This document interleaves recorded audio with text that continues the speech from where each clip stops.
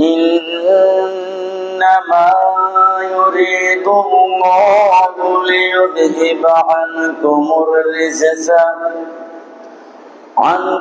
الرجس أهل بيتي ويطهركم تطهيرا. صدق الله العظيم وصدق رسوله النبي الكريم.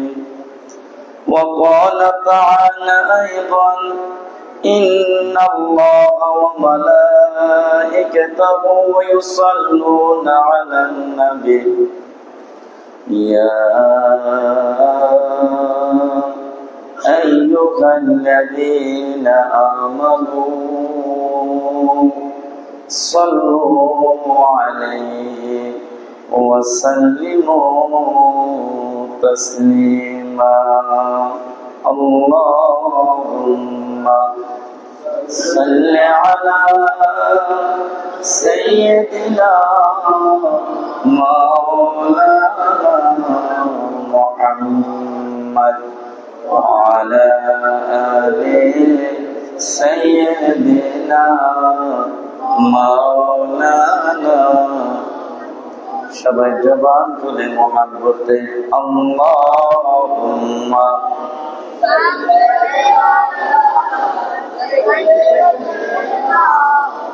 مولانا محمد وعلى آله مولانا محمد لك কোটি দরুদ সালাম আমার প্রিয় নবীর দরবারে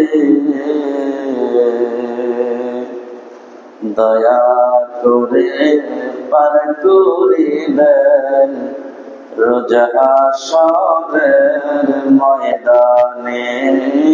আল্লাহ সাল্লি আলা সাইয়্যিদিনা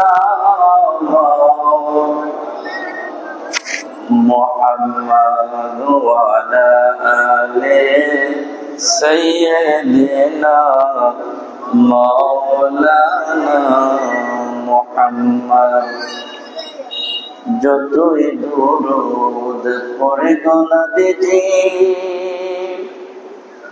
মনের তৃপ্তি মিঠে না।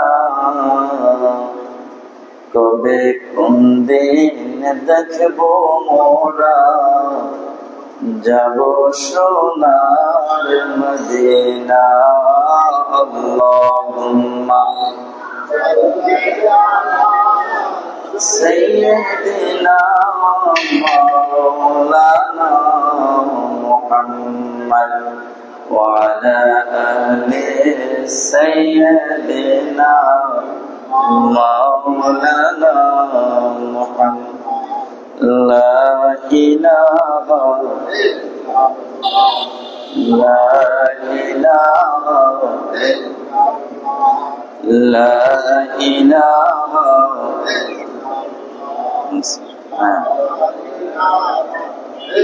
আমি চাঁদ বাজার বলতে শুভপুর আছি মসজিদে একটা প্রোগ্রাম আছে।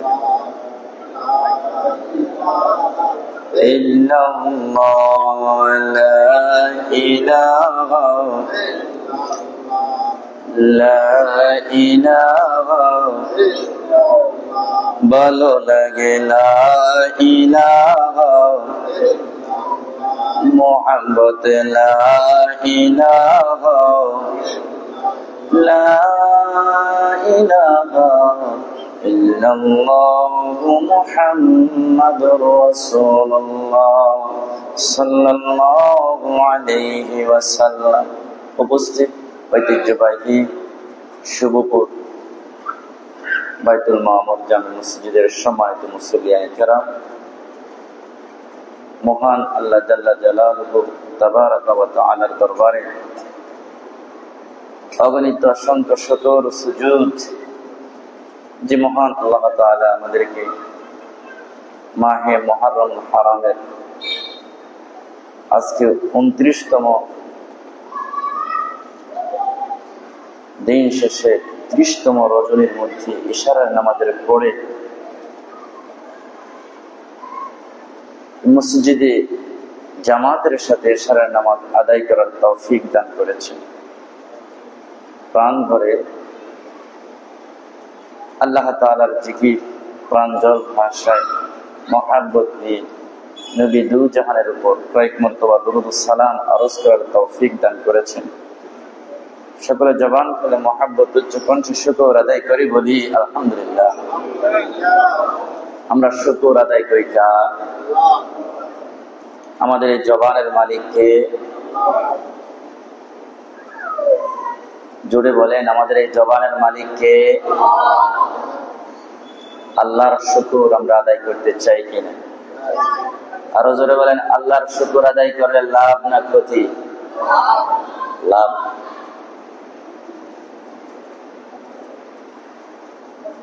ভালো থাকেন, মন্দ থাকেন, দুঃখে থাকেন, সুখে থাকেন, সর্ব অবস্থায় শুকর আদায় করবো কার?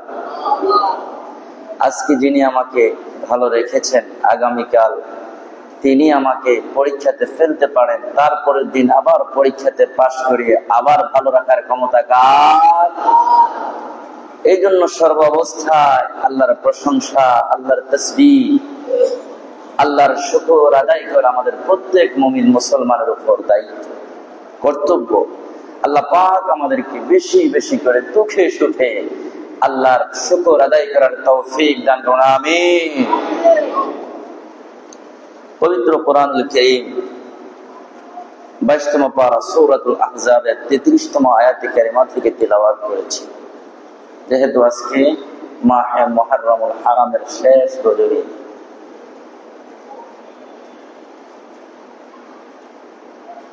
আমাদেরকে স্মরণ করিয়ে দেয় মাহে মুহররম যখন আসে বেশি করে স্মরণ করিয়ে দেয়। মাহে মুহররম অনেক গুণে গুণান্বিত, সর্বগুণে গুণান্বিত। মাহে মুহররম হারামের মধ্যে আল্লাহ তাআলা অনেক নিয়ামত দান করেছেন, অনেক অনুগ্রহ করেছেন, অনেক পরীক্ষাও করেছেন। আবার এই মাহে মুহররমুল হারামে অনেককে কামিয়াবিও করেছেন। এই মাহে মুহররমুল হারামে অনেক হাসতিকে নিজের জীবনকে উৎসর্গ করে পুনরায় আল্লাহর দিনকে দুনিয়ার জমিনে কায়েম করেছে। সুবহানাল্লাহ।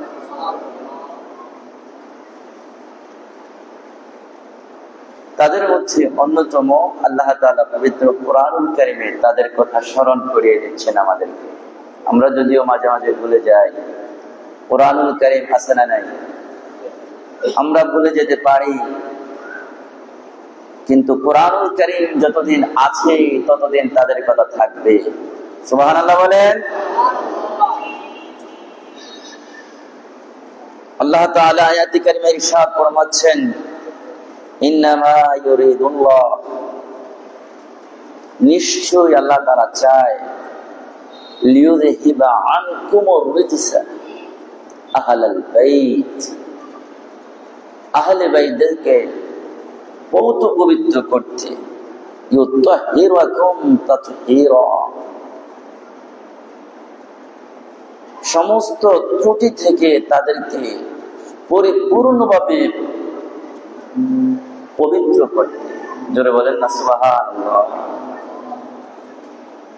আহলে বাইত,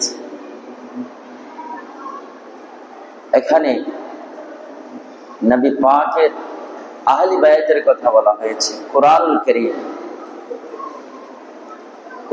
কারীম এই আয়াতে কারিমার মধ্যে নবীর আহলে বায়াতদের আলোচনা করা হয়েছে। ওনাদের মর্যাদা, ওনাদের মর্তবা, ওনাদের ফজিলা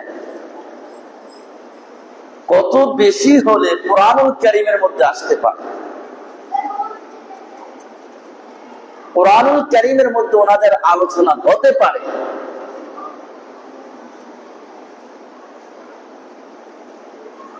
এবং আল্লাহ তাআলা সাধারণভাবে বলেন নাই, একটা গুরুত্বপূর্ণ জিনিসের কথা উল্লেখ করে বলেন, যে জিনিসটা হলো মানুষের সবচেয়ে বেশি দামি জিনিস, পবিত্রতা। জোরে বলেন না সুবহানাল্লাহ। আপনার জীবনে, আমার জীবনে, সকলের জীবনের সবচেয়ে গুরুত্বপূর্ণ অধ্যায় হচ্ছে পবিত্রতা। গুনাহ থেকে সাফ, পাপ থেকে। হাবিব সাল্লাল্লাহু আলাইহি ওয়াসাল্লামের আওলাদদেরকে, পরিজনদেরকে এমন ভাবে পবিত্র করেছেন, সাফ করেছেন, যেটার মধ্যে কোনো ত্রুটি নেই, যেটার মধ্যে কোনো ত্রুটি নাই, ছিদ্র নাই।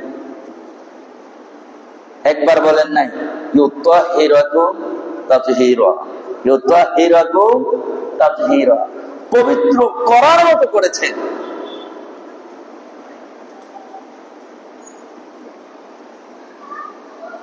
এই আয়াতে কারিমার মতো আছে কয়েকটা হাদিস মোবারক আপনাদেরকে শোনাই।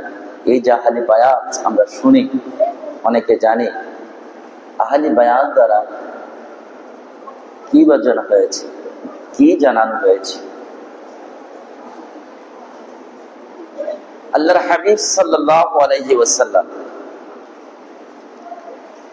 সহিহ মুসলিম শরীফের দ্বিতীয় খণ্ড 238 পৃষ্ঠা 2524 নম্বর হাদিস, নবী দু জাহান মুহাম্মদ মুস্তাফা সাল্লাল্লাহু তাআলা আলাইহি ওয়াসাল্লাম ইরশাদ ফরমাচ্ছেন, হযরতে আয়েশা সিদ্দিকা রাদিয়াল্লাহু তাআলা আনহা থেকে বর্ণিত, তিনি বলেন, قالت خرج النبي صلى الله عليه وسلم غدا, একদিন রাসূল ইসলাম ভোরবেলা বের হলেন, وعليه مرط مرحل من شعر اسود, ওই সময় রাসূল পাকের গায়ের মধ্যে একটা কালো ডোরা কাটা চাদর ছিল। জোরে বলেন না সুবহানাল্লাহ। কি ছিল সেটাও হাদিসের মধ্যে আসছে। রাসূল পাকের গায়ের মধ্যে কি থাকে সেটাও সাহাবীরা ফলো করছে। রাসূল পাক কিভাবে হাঁটেন ওইটাও সাহাবীরা ফলো করতেন। রাসূল পাক কিভাবে শয়ন করেন ওটাও সাহাবীরা ফলো করেন। রাসূল পাক কিভাবে মিসওয়াক করেন সেটাও সাহাবীরা ফলো করেন। রাসূল পাক সাল্লাল্লাহু আলাইহি ওয়াসাল্লাম কিভাবে খাওয়া দাওয়া পানাহার করতেন সেটাও সাহাবায়ে কেরাম ফলো করতেন। নবীদের প্রত্যেকটা কর্মই সাহাবারা ফলো করতেন আর নিজের মধ্যে বাস্তবায়ন করতেন। জোরে বলেন না সুবহানাল্লাহ। সুন্নাত অনুযায়ী জীবন যাপন করতেন। রাসূল পাক কালো ডোরা কাটা চাদর গায়ে দিয়ে বের হলেন। ফাজা আল হাসান ইবনে আলী, এমন সময় হযরতে হাসান ইবনে আলী, হযরতে আলী রাদিয়াল্লাহু তাআলা আনহুর ছেলে হাসান রাদিয়াল্লাহু তাআলা আসলেন। ফাআদখালাহু, আল্লাহর হাবিব সাল্লাল্লাহু আলাইহি ওয়াসাল্লাম হযরতে হাসান রাদিয়াল্লাহু তাআলা আনহাকে নিজের চাদরের মধ্যে প্রবেশ করালেন। চাদরটা লম্বা, প্রবেশ করালেন। সুম্মা জাআল হুসাইন, অতঃপর হযরত হুসাইন রাদিয়াল্লাহু তাআলা আনহু আসলেন। ফাদাখালা মাআহু, অতঃপর হুসাইনকেও সেই চাদরের নিচে প্রবেশ করালেন হাসানের সাথে। সুবহানাল্লাহ বলেন। সুম্মা জাআত ফাতিমা, অতঃপর হযরত ফাতিমা জাহরা রাদিয়াল্লাহু তাআলা আনহা আসলেন। ফাআদখালাহা, আল্লাহর নবী সাল্লাল্লাহু আলাইহি ওয়াসাল্লাম তাকেও ওনার চাদরের নিচে প্রবেশ করালেন। সুম্মা জাআ আলীউন, অতঃপর হযরত আলী রাদিয়াল্লাহু তাআলা আসলেন। ফাআদখালাহু, তাকেও চাদরের নিচে প্রবেশ করালেন। ক্বাল, তখন আল্লাহর রাসূল বলেন, আহলাল বাইত, আহলাল বাইত ইউতাহহিরুকুম তাতহীরা, এরাই হচ্ছে আমার আহলে বায়াত, যাদেরকে আল্লাহ তাআলা কুরআনুল কারীমের মধ্যে ঘোষণা করেছেন পবিত্র করার মতো করে দিয়েছেন। জোরে বলেন না সুবহানাল্লাহ।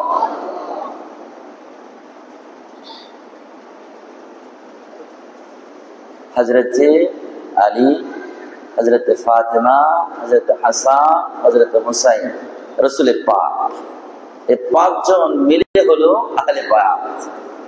পাঁচজন মিলে কি আহলে বায়াত। আরেকটা হাদিস শরীফ আমরা নেই,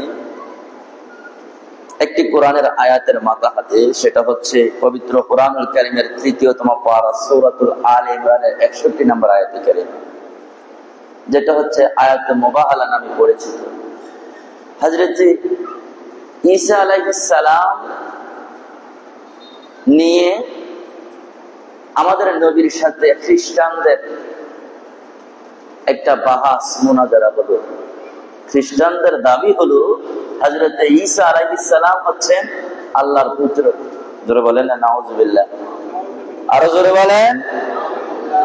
আল্লাহর কোনো ছেলে আছে? মা আছে, বাবা আছে? আল্লাহ কারো থেকে জন্ম নেন নাই, কাউকে জন্ম লাম ইয়ালিদ ওয়া লাম ইউলাদ ওয়া লাম ইয়াকুল লাহু কুফুওয়ান আহাদ। কুরআনুল কারীম।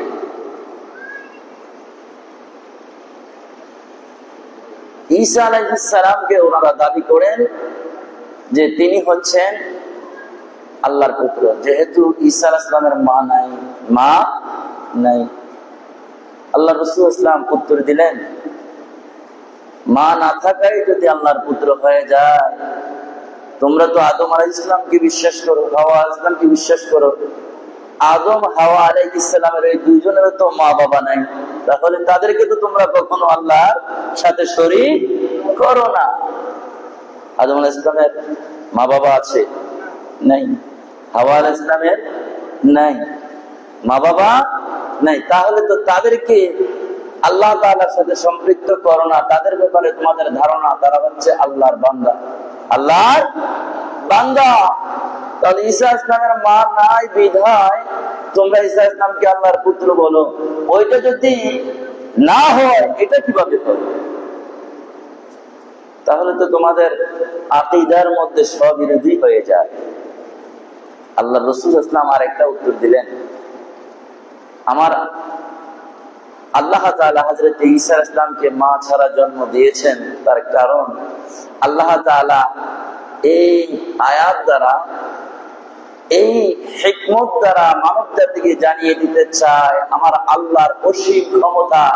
আল্লাহ কাউকে পৃথিবীতে পাঠান মা বাবা ছাড়া, কাউকে পৃথিবীতে পাঠান মা ছাড়া, কাউকে পৃথিবীতে পাঠান মা এবং বাবা দিয়ে। জোরে বলেন না সুবহানাল্লাহ। যিনি মা বাবা ছাড়া মানুষ তৈরি করতে পারেন, তিনি মা ছাড়াও মানুষ পৃথিবীতে পাঠাতে পারেন। সুতরাং তিনি হচ্ছে আল্লাহর স্পেশাল পারসন হযরত ঈসা আলাইহিস সালাম। জোরে বলেন না সুবহানাল্লাহ। রাসূলের জবাব দিলেন, তাদের পছন্দ হলো না, ভালো লাগলো না। রাসূল ইসলামের সাথে আরো বেশি শুরু করলেন তর্ক বিতর্ক, আরো বেশি মুনাজারা শুরু করলেন। আবার আল্লাহ বলেন, নবী আমার, তারা যেহেতু আপনার এই উত্তরটা পছন্দ করলো না, আপনি তাদেরকে একটা আহ্বান করুন। আল্লাহ তাআলা সেই কোরআনুল কারীমের মধ্যে ইরশাদ ফরমাচ্ছেন, ফাকুল তাআলাউ নাদউ আবনাআনা ওয়া আবনাআকুম। ঠিক আছে, তোমরা যেভাবে মানছো না, তাহলে তোমরা তোমাদের সন্তানদেরকে নিয়ে আসো, আমি আমার সন্তানদেরকে নিয়ে আসি। খোলা ময়দানের মধ্যে আমরা সেই আল্লাহর কাছে বলবো, আল্লাহ আমার দাবি হচ্ছে তাদের দাবি হচ্ছে এই, আমার দাবির মধ্যে যদি আমি মিথ্যাবাদী হই তাহলে আসমানি গজব দ্বারা আমাদেরকে, মিথ্যাবাদী হও তাহলে তোমাদেরকেও আল্লাহ তাআলা সেভাবে ধ্বংস করে দেবে। এরকম একটা অবস্থা তৈরি করবে আল্লাহ তাআলা। তাদের স্ত্রীরা তোমাদের স্ত্রীরা, তারা নিজেরা তোমরা নিজেরা উপস্থিত হও, অতঃপর তোমরা মুবাহালা করো,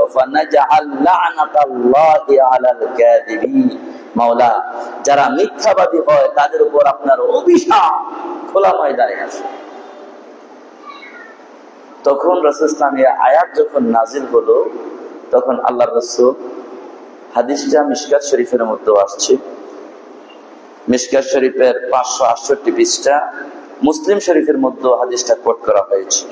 আল্লাহ রাসূল তখন যাদেরকে ডাকলেন, রাসূলুল্লাহ ইসলাম ডাকলেন সাল্লাল্লাহু আলাইহি সাল্লাম আলিয়ান ওয়া ফাতিমা ওয়া হাসানান ওয়া হুসাইনান, হযরত আলীকে ডাকলেন, ফাতিমাকে ডাকলেন, হাসানকে ডাকলেন, হুসাইনকে ডাকলেন। ফাকালা, অতঃপর আল্লাহর হাবিব সাল্লাল্লাহু আলাইহি সাল্লাম বললেন, আল্লাহুম্মা হাউলাই আহলি বাইত, আল্লাহ এরাই হচ্ছে আমার আহলি বায়াত। জোরে বলেন না সুবহানাল্লাহ। এরাই হচ্ছে আমার আহলি বায়াত। তাহলে কোরআন এবং হাদিস দ্বারা আমরা আহলি বায়াত পেলাম আমাদের নবী হযরত ফাতিমা, হযরত আলী, হযরত হাসান, হযরত হুসাইন রাদিয়াল্লাহু তাআলা আনহুম। এই তাদের ফজিলত বরকত অনেক বেশি। আহলে বায়াতদেরকে আল্লাহর নবী সাল্লাল্লাহু আলাইহি ওয়াসাল্লাম অনেক প্রাধান্য দিতেন, মহব্বত করতেন, উম্মতের জন্য তাদেরকে স্মরণ করিয়ে দিতেন।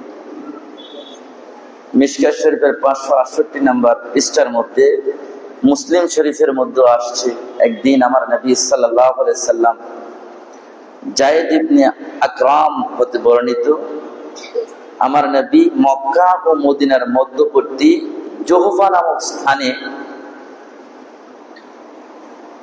লোকদের নিয়ে আল্লাহর প্রশংসা করলেন এবং লোকদেরকে নসিহত করলেন। লোকদেরকে নিয়ে কি করলেন? আল্লাহর প্রশংসা করলেন এবং উপস্থিত যারা আছে তাদেরকে নসিহত করলেন। কি? কিতাবুল্লাহ ফীহিল হুদা ওয়ান নূর, তোমাদের কাছে আল্লাহর কিতাব আছে, এই কিতাব তোমাদের হেদায়েতের পথ প্রদর্শক এবং এই কিতাব তোমাদেরকে দিক নিদর্শন দিবে। ফাখুযু বিকিতাব, ফাখুযু বিকিতাবিল্লাহ, সুতরাং তোমরা আল্লাহর কিতাবকে আঁকড়িয়ে ধরো। ওয়াফিহি ক্বালা আহলু বাইতি, আর তোমাদের জন্য আমার আহলে বায়াত, তোমাদের জন্য আমার আহলে বায়াত। উযকুরুকুমুল্লাহ, সেই সাথে তোমরা আল্লাহকে স্মরণ করো। রাসূল সাল্লাল্লাহু বলেন, তোমাদেরকে আল্লাহর কথা স্মরণ করে দিয়ে আমি দুটি জিনিস তোমাদের মধ্যে দিলাম, একটা হচ্ছে আল্লাহর কিতাব আর একটা হচ্ছে আমার আহলে বায়াত। একটা হচ্ছে আল্লাহর কিতাব আর একটা হচ্ছে আমার আহলে বায়াত। একটা হচ্ছে আল্লাহর কিতাব আর একটা হচ্ছে আমার আহলে বায়াত। তিনবার রাসূল কথাটা বললেন। কয়বার? তিনবার। অর্থাৎ রাসূল সাল্লাল্লাহু আলাইহি ওয়াসাল্লাম বললেন, বুঝালেন আমার আহলে বায়াত অনেক গুরুত্বপূর্ণ জিনিস। এই জন্য আহলে বায়াতদেরকে আমাদের স্নেহ, শ্রদ্ধা, সম্মান, মহাব্বত আমাদের রাখতে হবে। আহলে বায়াত আমাদের ইমানের অংশ, আমাদের নামাজের অংশ। জোরে বলেন না সুবহানাল্লাহ। আল্লাহ রাসূল সাল্লাল্লাহু আলাইহি ওয়াসাল্লাম বলেন, আমি পৃথিবীতে যাওয়ার সময় কোন সম্পদ রেখে যাই নাই, সম্পদ রেখে যাই নাই।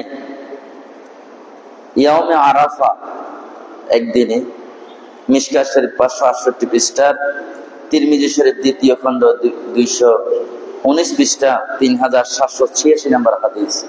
আল্লাহ রাসূল সাল্লাল্লাহু আলাইহি ওয়াসাল্লাম ইরশাদ ফরমান, ফি হাজ্জাতিহি ইয়াউমে আরাফা, হজের সময় আরাফার দিনে, ওয়া হুয়া নাকাতিহি, ওয়া হুয়া নাকাতিহিল কসওয়া, কসওয়া নামক পুষ্টির মধ্যে ছিলেন।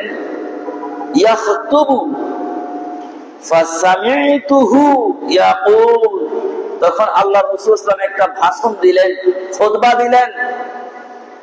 ইয়া আইয়ুহান নাস, হে মানুষেরা, ইন্নী ক্বাদ তারাকতু ফীকুম, নিশ্চয়ই আমি তোমাদের মধ্যে রেখে যাচ্ছি, মা ইন আখাযতু, যদি তোমরা মজবুত ভাবে আঁকড়ে ধরতে পারো, বিহি লাম তাদিল্লু, তাহলে তোমরা কখনো পথভ্রষ্ট হবে না। জোরে বলেন না সুবহানাল্লাহ। রাসূল বললেন, আমি তোমাদের মধ্যে এমন গুরুত্বপূর্ণ জিনিস রেখে যাচ্ছি, লাম তাদিল্লু, তোমরা কখনোই পথভ্রষ্ট হবে না, মা ইন আখাযতুম বিহি, যদি তোমরা সেটাকে আঁকড়িয়ে ধরো। কি? কিতাব আল্লাহ, সেটা হচ্ছে আল্লাহর কিতাব, ওয়া ইবরাতি আহলি বাইত, আরেকটা হচ্ছে আমার আহলি বাইত। জোরে বলেন না সুবহানাল্লাহ। তাদের সাথে যদি সম্পর্ক ভালো রাখো, কোরআনুল কারীমের অনুযায়ী যদি তোমার জীবনকে পরিচালনা করো, তাহলে তোমরা কখনো পথভ্রষ্ট হবে না। রাসূলের বাণী। তাদের মাকাম এত বেশি, আল্লাহর হাবিব সাল্লাল্লাহু আলাইহি সাল্লাম প্রত্যেকটা আহলে বায়াতের সদস্য সম্পর্কে হাদিস শরীফ ইরশাদ ফরমাচ্ছেন। বুখারী শরীফের প্রথম খণ্ড 527 পৃষ্ঠা 3582 নম্বর হাদিস। আহলে বায়াতের অন্যতম সদস্য হযরত ফাতেমা জাহরা রাদিয়াল্লাহু তাআলা আনহা, তিনার সম্পর্কে বলেন, আন আয়েশা রাদিয়াল্লাহু তাআলা আনহা, তিনার দিকে বর্ণিত, قال رسول الله صلى الله عليه وسلم يا فاطمة, হে ফাতেমা, আলা তাদরিনা আতাকুনি, তুমি কি সন্তুষ্ট নও, তুমি কি খুশি নও? কি বাবা? সাইয়্যিদাতান নিসাই আহলি জান্নাহ, ফাতেমা রে আমার আল্লাহ রাব্বুল আলামিন তোমাকে জান্নাতের নারীদের সরদার বানিয়ে দিয়েছে। সুবহানাল্লাহ। তুমি কি সন্তুষ্ট নও? নারীদের সরদার ফাতেমা জাহরা, বুখারীর বর্ণনা, বুখারীর বর্ণনা। নারীদের সরদার হচ্ছে মা ফাতেমা জাহরা। এমন কোন নারী আছে সরদারিনী ছাড়া জান্নাতে প্রবেশ করবে? এমন কোন নারী আছে যে সরদারিনীর আদর্শ ছাড়া জান্নাতে যাবে? আছে?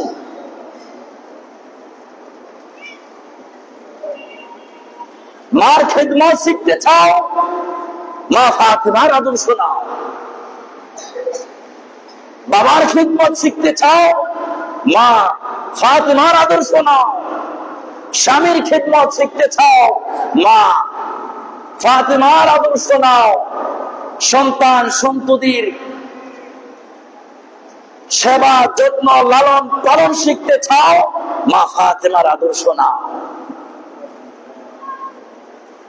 তোমার দুনিয়ার জীবনকে যদি সুখময় করতে চাও, শান্তিময় করতে চাও, এ মহিলা, এ নারী সমাজ, মা ফাতেমার আদর্শ অনুসরণ করো।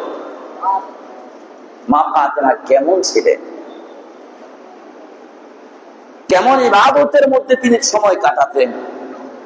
আশ্চর্য, হাদিসে বর্ণনায় আসছে একদিন মা ফাতেমা রাদিয়াল্লাহু তাআলা আনহা রোজা রেখেছেন। কি রেখেছেন? রোজা রেখেছেন। ইফতারি নিয়ে সামনে বসেছে।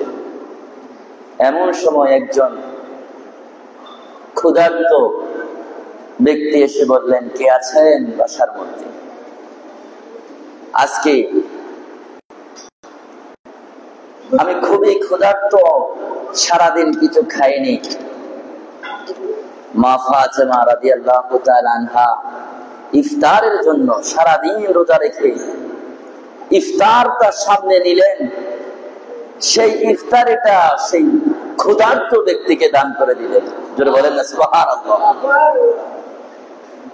দ্বিতীয় দিন রোজা রাখলেন, ঠিক তদ্রুপ দ্বিতীয় দিন রোজা রাখার সময় আরেকজন মুসাফির আসলেন। কে আছেন বাসার মধ্যে? আমি মুসাফির, আমার সয় সম্বলহীন হয়ে গিয়েছি, সারাদিন খেতে পারেনি। যদি পারেন আমি মুসাফিরকে একটু সাহায্য করেন। জোরে বলেন না সুবহানাল্লাহ। বলতে দেরি হলো, জান্নাতের নারী সমাজের সরদারিনী মা ফাতেমাতুজ জাহরা গতকালকে রোজা রেখেছেন, ইফতারি করেন নাই, আজকে রোজা রেখেছেন। সেই ইফতারির সময়ে আরেকজন মুসাফির এসে হাজির হলেন। মা ফাতেমা বলে, আমি কালকেও ইফতারি দিয়ে দান করেছি, আজকেও আমার জীবন আল্লাহর জন্য কুরবানি, আজকেও আমি আল্লাহর জন্যই সেই মুসাফিরকে আমার ইফতারি দান করে দিলাম।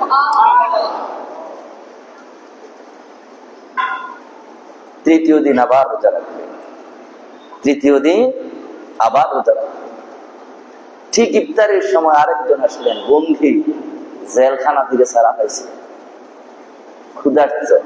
মা, কে আছে ঘরে? আমি বন্দী ছিলাম, খেতে পাইনি।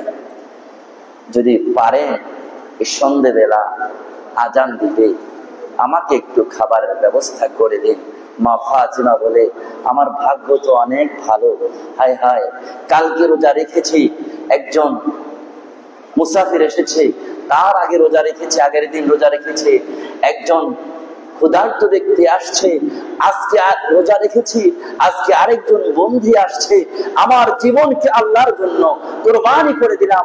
যাও যাও বন্দী, আমি আজকে 3 দিন রোজা রেখেছি, 3 দিন ইফতারি নিয়ে বসেছি, আল্লাহর পক্ষ থেকে আমার কাছে মেহমান পাঠিয়েছে, আল্লাহকে খুশি করার জন্য তুমি বন্দীকে আমার ইফতারি দান করে দিলাম।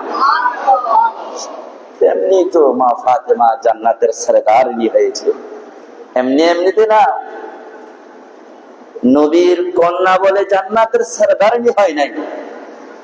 এটা আলাদা আলাদা একটা কোয়ালিফিকেশন। মা ফাতেমা, ফাতেমাতুজ জাহরার আলাদা একটা কোয়ালিফিকেশন, এটা হচ্ছে নবীজির কন্যা। কিন্তু সরদারিনী হওয়ার জন্য আমল করেছেন, কাজ করেছেন, আল্লাহকে খুশি করার জন্য নিজের জীবনকে উৎসর্গিত করেছেন। আমরা মা বোনেরা জান্নাতে যেতে চাই, মা ফাতেমার মতো আমল করতে চাই না। জোরে বলে ঠিক কিনা? কিন্তু জান্নাতে যেতে চাই, সরদারিনী যে আমল করেছে সে আমল ছাড়া তো জান্নাতে যাওয়া সম্ভব না। মা ফাতেমার যারা আদর্শবাহী আছে, জান্নাতে যেতে চান, মা ফাতেমার জীবনী পড়ে আপনাদেরকে সাজেস্ট করলাম। মা ফাতেমার জীবনী পড়েন, মা ফাতেমা কিভাবে জীবন কাটালেন, মা ফাতেমা কিভাবে ওনার পারিবারিক জীবনকে কাটালেন, কিভাবে ওনার ইসলামী জিন্দেগি কাটালেন, সেটা পড়েন, দেখবেন দুনিয়াতেও শান্তি পাবেন, আখিরাতেও মুক্তি পাবেন। আল্লাহ কবুল করুন, আমিন। আপনারা যারা উপস্থিত আছেন, আপনাদের মেয়েদেরকে, আপনাদের পরিবারদেরকে মা ফাতেমার জিন্দেগি কিনে দিবেন। কত মানুষের জিন্দেগি আমরা পড়ে, কিন্তু একটা ইসলামী জিন্দেগি, মা ফাতিমার জিন্দেগি আমরা পড়তে চাই না। আমাদের পড়ার দরকার আছে না? জীবনকে যদি সাকসেস করতে চায়, জীবনকে যদি কামিয়াবি করতে চায় আমাদের মা বোনদের, তাহলে মা ফাতিমার জিন্দেগি ছাড়া আর কোন জিন্দেগি আসবে? আসবে না। আহলে বায়াতের দ্বিতীয় সদস্য হচ্ছেন হযরতে আলী। হযরতে আলী রাদিয়াল্লাহু তাআলা আনহু, তিনার ব্যাপারে আমার নবী সাল্লাল্লাহু আলাইহি সাল্লাম ইরশাদ ফরমাচ্ছেন, তিরমিজি শরীফ, জামিউ তিরমিজি মিশকাত শরীফের 566 পৃষ্ঠার মধ্যে 5715 নম্বর হাদিস। রাসূল পাক সাল্লাল্লাহু আলাইহি ওয়াসাল্লাম বলেন, আনা দারুল হিকমাহ ওয়া আলীউন বাবুহা। এ আলী, এই পৃথিবীর মানুষেরা তোমরা শোনো, ও আমার সাহাবীরা তোমরা শোনো, আমি নবী হলাম ইলমের ঘর, আমি নবী হলাম ইলমের ঘর, আর আমার আলী হলো তার দরজা। মানুষ যদি ঘরে প্রবেশ করে 2 বার দরজায় যেতে হয়, একবার ঢুকতে আবার বের হতে। ও মানুষেরা, তোমরা যদি ইলম হাসিল করতে চাও, তোমরা যদি জ্ঞানী হতে চাও, তাহলে আমার আলীর কাছে যাও, আমার আলী থেকে তোমার জন্য ইলম বরাদ্দ হবে। জোরে বলেন না সুবহানাল্লাহ। শুধু তাই নয়, ইমাম জালালউদ্দিন সুয়ুতী, যিনি 72 বার আমার নবীকে দিদার লাভ করেছেন, জোরে বলেন না সুবহানাল্লাহ, ওনার বিশ্ববিখ্যাত কিতাব তারিখে খোলাফার মধ্যে তিনি ইরশাদ ফরমাচ্ছেন, আল্লাহ রাসূল সাল্লাল্লাহু আলাইহি ওয়াসাল্লাম ইরশাদ বলেন, রাসূল সাল্লাল্লাহু আলাইহি ওয়াসাল্লাম ইরশাদ করেন, আনা মাদিনাতুল ইলম ওয়া আলীউন বাবুহা। আমি হচ্ছি ইলমের শহর, আর আমার আলী হচ্ছে তার দরজা। জোরে বলেন না সুবহানাল্লাহ। তারিখে খোলাফার 114 নম্বর পৃষ্ঠার মধ্যে এই হাদিসটা কোট করা হয়েছে। শুধু তাই না, আলীর মাকাম যে কত বেশি, মর্যাদা কত বেশি। কানজুল উম্মাহ 6 নম্বর খণ্ড 156 পৃষ্ঠার মধ্যে আল্লাহর নবী সাল্লাল্লাহু আলাইহি সাল্লাম ইরশাদ ফরমাচ্ছেন, যিকরুল আলী ইবাদা। ওরে পৃথিবীর মানুষেরা, তোমাদের কাছে আমি এমন এক সত্তার কথা স্মরণ করছি, যার নাম হচ্ছে আলী। আলীর আলোচনা যদি কেউ ব্যক্তি করে, আলীর আলোচনা যদি কোনো ব্যক্তি করে, ওই ব্যক্তির আমলনামার মধ্যে ইবাদত লিখে দিবে। জোরে বলেন না সুবহানাল্লাহ। আলী এমন সত্তা, যার আলোচনা করলে ইবাদত হয়ে যায়, যার আলোচনা করলে কি হয়? ইবাদত। শুধু তাই না, আল্লাহ তাআলা আলীর মধ্যে এমন নিয়ামত দিয়েছেন, এমন বরকত দিয়েছেন। মুস্তাদরাক 146 পৃষ্ঠার মধ্যে আল্লাহর হাবিব সাল্লাল্লাহু আলাইহি ওয়াসাল্লাম বলেন, আন-নাজরু ইলা ওয়াজহি আলীউন ইবাদা। আন-নাজরু ইলা ওয়াজহি আলীউন ইবাদা। আমার আলীর চেহারার মধ্যে এমন বরকত দিয়েছেন, কোন মুমিন ব্যক্তি যদি আলীর চেহারার দিকে তাকায়, আলীর নজর দিকে তাকায়, আমার আল্লাহ বলেন, আলীর চেহারার দিকে তাকানোর কারণে আমি আল্লাহ রাব্বুল আলামিন ওই ব্যক্তির আমলনামার মধ্যে ইবাদত লিখে দিব।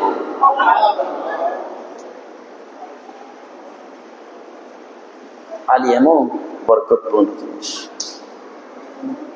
শুধু তাই নয়, ইবনে হাজার রাহিমাহুল্লাহ ওনার সাওয়াইকুল মুহাররাকা 120 নম্বর পৃষ্ঠার মধ্যে তিনি বলেন, আল্লাহর হাবিব সাল্লাল্লাহু আলাইহি ওয়াসাল্লাম আলীকে লক্ষ্য করে বলেন, ওরে আলী, আনা সাইয়্যিদুল আলামিন। আলী রে, আমি হচ্ছি তামাম বিশ্ব জগতের সরদার। আমার নবী বলেন, আমি হচ্ছি তামাম বিশ্ব জগতের সরদার, ওয়া হুয়া সাইয়্যিদুল আরব, আর তুমি হচ্ছো তামাম আরবের সরদার। জোরে বলেন না সুবহানাল্লাহ। নবী বলেন, আলী, ও আলী শোনো, আমি হচ্ছি তামাম বিশ্ব জগতের সরদার, আর তুমি হচ্ছো তামাম আরবের সরদার। আলী এমন এক মহান সত্তা। জোরে বলেন না সুবহানাল্লাহ। আল্লাহর নবী সাল্লাল্লাহু আলাইহি ওয়াসাল্লাম আহলি বায়াতের অন্যতম সদস্য হযরত হাসান, হযরত হুসাইন রাদিয়াল্লাহু তাআলা আনহু, তিনাদের সম্পর্কে বলেন, জামিউ তিরমিজি 117 পৃষ্ঠা দ্বিতীয় খণ্ডে 3769 নম্বর হাদিস, হযরত ওসামা রাদিয়াল্লাহু তাআলা আনহু হতে বর্ণিত। তিনি বলেন, আল্লাহ রাসূল সাল্লাল্লাহু আলাইহি ওয়াসাল্লাম একদিন বসা, আল হাসান ওয়াল হুসাইন আলা রাকবাইহি, হাসান হুসাইন এসে একদিন আল্লাহ রাসূলের পুরু মুবারকের মধ্যে বসে গেলেন।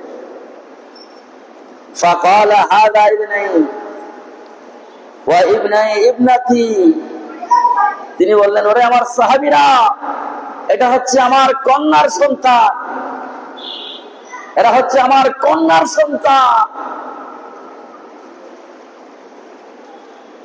আল্লাহুম্মা ইন্নী উহিব্বুহুমা, আল্লাহর নবী সাল্লাল্লাহু আলাইহি ওয়াসাল্লাম বলেন, হে আল্লাহ, আমি এই দুই সন্তানকে ভালোবাসি।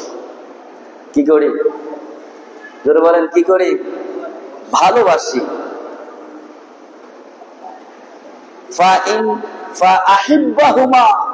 আল্লাহ, আপনিও তাদেরকে ভালোবাসেন। জোরে বলেন না সুবহানাল্লাহ।